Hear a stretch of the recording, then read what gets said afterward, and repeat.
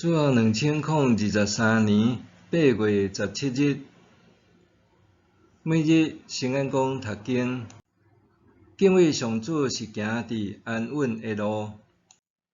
圣经咱做伙来听读《箴言》14章第1节到35节。智慧的妇人人建立家己的家庭，愚妄的妇人人亲手拆毁。做事正直的人敬畏上主，做代志歪蹛的人藐视伊。戆人讲话，家己受责罚；智慧的人的话保护家己。无牛耕作就无五谷，牛有力，土产就哪济。诚实的证人袂讲白贼，虚假的证人满嘴胡说。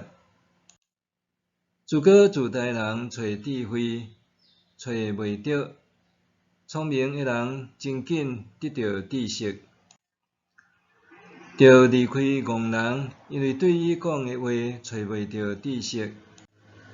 通达的人的智慧，互伊了解着行的路；戆人会戆直到行迷路。戆人看犯罪做滚笑。正直的人分享上帝的恩惠，人会艰苦，只有家己的心知。伊的欢喜，外人袂当分享。歹人的厝会倒坏，正直人的布边会兴旺。有一条路看起来正搁直，到尾透到死亡。人得笑的时，心还有忧闷；快乐的结局会变做悲伤。歹人一定受报应，好人一定得报赏。憨直的人逐项拢信，通达的人步步谨慎。智慧的人事事谨慎，远离歹代。戆人骄傲放肆，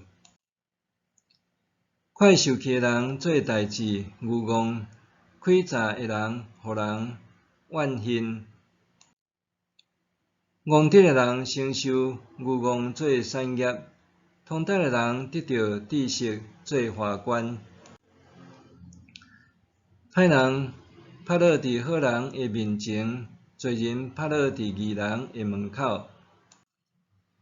善车人连厝边都厌战，好业人朋友真多。看轻厝边的人有罪，怜悯善车的人有福气。计无歹代会行入迷路，计无好事会得到人的真诚怜悯。逐款的拍拼拢有利益，空谈会抵到善车。智慧的人的财富是因的花冠，戆人会戆到尾嘛是戆。讲诚实，做证救人的性命；做伪证是诡诈。敬畏上主有坚固的瓦壳，伊的囝儿有躲闪的所在。敬畏上主是活命的水泉，互人免陷落死亡的牢网。百姓多，国王有荣光；人民少，人君就衰败。袂快受气是大聪明，无耐心的显出愚妄。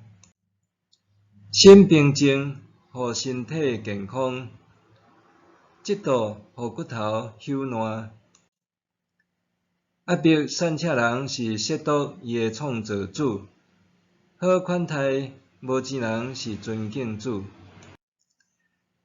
歹人会因为所做的歹灭亡，义人到死也有瓦壳。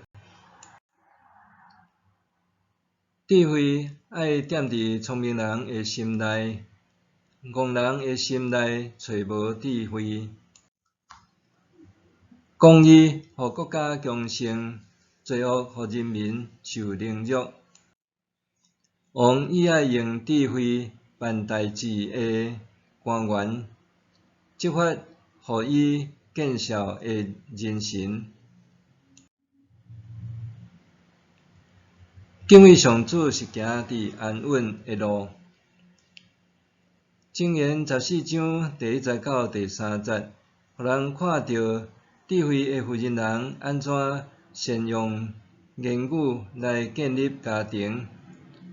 箴言的教导，互我想起卫理公会创始人John Wesley 的老母Susanna Wesley安怎用智慧教导子女，帮助因一生敬畏上主，也为教会带来深远的影响。